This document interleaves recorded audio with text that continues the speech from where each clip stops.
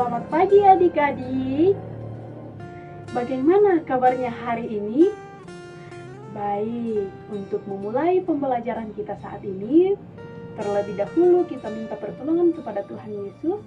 Kita satu dalam doa, kita berdoa. Tuhan Yesus yang baik, terima kasih karena Engkau telah memberkati kami semua dari rumah kami masing-masing, sehingga kami boleh tiba di tempat ini dengan selamat, tak kekurangan suatu apapun. Tuhan Yesus, kami akan belajar, berkati kami, agar pelajaran itu dapat kami pahami, dapat kami mengerti, dan boleh kami praktikkan dalam langkah kehidupan kami. Tuhan Yesus, inilah doa kami, dalam nama-Mu kami sudah berdoa. Amin. Oke, adik-adik, materi yang akan kita bahas hari ini yaitu pertobatan, bertobat. Yang akan kita pelajari di dalamnya, pertama, apa itu bertobat? Apa artinya bertobat? Kemudian, apa tujuan kita bertobat? Ketiga, apa makna bertobat? Keempat, bagaimana ciri-ciri orang yang sudah bertobat? Dan kelima, ada beberapa hal tentang arti kata bertobat. Nah, yang pertama, arti bertobat. Nah, bertobat itu adalah di mana kita menyesali perbuatan atau tindakan kita yang tidak baik, yang tidak dikehendaki oleh Tuhan Yesus, dan kita kembali ke jalan yang dikehendaki oleh Tuhan Yesus. Nah, contohnya ketika kita mencuri. Nah, kita menyadari bahwa ternyata mencuri itu adalah dosa, perbuatan yang melanggar perintah Tuhan Yesus. Baru kita menyadari akan hal itu. Kemudian kita meminta pertolongan kepada Tuhan, kita berjanji akan kembali ke jalan yang Tuhan kehendaki. Itu namanya bertobat. Bertobat adalah menyesali perbuatan yang tidak baik, yang tidak benar, dan kembali ke jalan yang baik atau jalan yang Tuhan kehendaki. Nah, itu arti kata bertobat. Kemudian yang kedua, bagaimana ciri-ciri orang yang sudah bertobat? Bagaimana ciri-cirinya orang yang sudah bertobat? Pertama, menyesali diri. Maksudnya bahwa kita menyesali apa yang telah kita perbuat itu. Misalnya kita mencuri, kita menyesali telah mencuri. Kemudian yang kedua, mengakui kesalahan. Nah, kita saya mengakui bahwa saya sudah mencuri. Kemudian yang ketiga, tidak mengulang kesalahan. Nah, saya sudah menyesali bahwa saya ini mencuri, dan saya mengakui bahwa saya sudah mencuri. Dan kita menyadari bahwa perbuatan itu tidak dikehendaki oleh Tuhan Yesus. Kemudian timbul dalam benak kita untuk berjanji tidak akan mengulangi kesalahan itu lagi. Kita berjanji tidak akan mencuri lagi. Nah, kemudian yang keempat, apabila kita sudah berjanji tidak akan mengulang kesalahan itu, maka langkah keempat yang ia lakukan ialah berdoa dan meminta pengampunan kepada Tuhan Yesus. Nah, itu ciri-ciri orang yang sudah bertobat. Kita menyesali bahwa saya menyesal, saya telah mencuri. Kemudian saya mengakui bahwa saya adalah orang yang berdosa. Saya sudah mencuri. Dan saya berjanji tidak akan mengulangi kesalahan itu lagi. Saya berjanji tidak akan mencuri lagi. Akhirnya kita berdoa kepada Tuhan. Tuhan Yesus, saya sudah melakukan kesalahan. Saya sudah mencuri. Tuhan, tolong ampuni kesalahan saya, dan saya berjanji tidak akan melakukan dosa lagi. Saya berjanji tidak akan melakukan kesalahan ini lagi. Saya berjanji tidak akan mencuri lagi. Nah, adik-adik, itu ciri-ciri orang yang sudah bertobat. Apabila kita sudah menyesali, apabila kita sudah mengakui kesalahan itu dan berjanji tidak akan mengulangi lagi, itu adalah orang yang sungguh-sungguh bertobat, yang benar-benar bertobat. Nah, kemudian apa makna bertobat? Apa makna bertobat?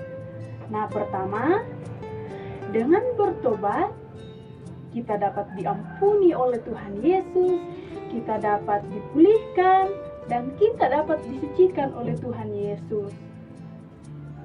Kemudian yang kedua, dengan bertobat dapat membantu kita untuk menjadi pribadi yang rendah hati. Nah, apabila kita tidak bertobat, maka kita akan terus-terusan melakukan kesalahan dan otomatis kita akan menyombongkan diri kita. Kita beranggapan bahwa saya lebih pintar dari dia, saya lebih kaya dari dia, sehingga kita selalu menyombongkan diri. Tetapi apabila kita selalu bertobat, menyesali perbuatan, maka itu dapat membantu kita untuk menjadi orang yang rendah hati. Nah, kemudian yang ketiga, dengan bertobat itu dapat menjauhkan kita dari godaan iblis. Dapat menjauhkan kita dari godaan iblis.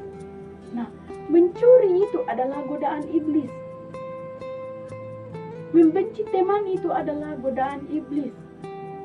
Tetapi apabila kita selalu bertobat dan meminta pertolongan kepada Tuhan, maka Tuhan akan menjauhkan kita dari godaan iblis itu. Kemudian yang keempat, dengan bertobat dapat membebaskan kita dari kuasa dosa, membebaskan kita dari kuasa iblis, sehingga kita dapat mendekatkan diri kita kepada Tuhan. Itu makna dari bertobat. Nah, kemudian ada 3 hal tentang arti bertobat. Pertama, penyangkalan diri dan perubahan. Maksudnya bahwa kita siap untuk diubah dari yang tidak baik menjadi yang lebih baik. Kemudian yang kedua, menundukkan diri dan kerelaan untuk belajar. Menundukkan diri dan kerelaan untuk belajar. Kita siap untuk belajar, tidak mengandalkan diri kita sendiri. Nah, kita mendengarkan apa yang diajarkan oleh ibu guru kita di sekolah, ibu guru di sekolah minggu, orang tua kita di rumah. Kita siap untuk belajar, kita siap untuk dibentuk menjadi pribadi yang lebih baik. Kemudian yang keempat yaitu kerelaan untuk terus dibentuk. Nah, kita harus menerima apapun yang diajarkan oleh orang tua kita, guru-guru kita di sekolah maupun di sekolah minggu. Karena apa yang diajarkan oleh orang tua kita itu demi membentuk pribadi kita menjadi lebih baik. Kita harus rela dibentuk dan diperbaharui menjadi orang yang lebih baik. Itu hal-hal tentang arti kata bertobat. Kemudian yang terakhir, apa tujuan kita bertobat? Tujuannya itu kita dapat merendahkan diri. Karena dengan bertobat itu kita tidak akan lagi meninggikan diri kita, menyombongkan diri kita. Terkadang kita sombong dengan apa yang kita miliki, kita tidak mau berteman dengan teman kita yang tidak memiliki apa-apa. Tetapi apabila kita mendengarkan perintah Tuhan Yesus, kita tidak boleh menyombongkan diri kita. Kita semua adalah sama di mata Tuhan. Nah, itu tujuan bertobat. Kemudian yang kedua itu, Dengan bertobat, kita dapat mengalami berkat yang sempurna dari Tuhan Yesus. Apabila kita bertobat, kita dapat mengalami berkat yang sempurna dari Tuhan Yesus. Kita akan selalu diperbaharui oleh Tuhan Yesus, diberkati, dan dituntun ke jalan yang baik. Kemudian yang terakhir, yaitu dengan bertobat, tujuannya untuk mempersiapkan diri kita untuk kedatangan Tuhan Yesus yang kedua kalinya. Kita harus mensyukuri pengorbanan Tuhan Yesus yang telah Tuhan Yesus lakukan kepada kita. Dia sudah rela mati, disalibkan, disiksa hanya untuk menebus dosa-dosa kita. Jadi, kita sebagai anak-anak Tuhan Yesus, kita patut berdoa, bersyukur, dan bertobat kepada Tuhan agar Tuhan Yesus selalu menyertai kita.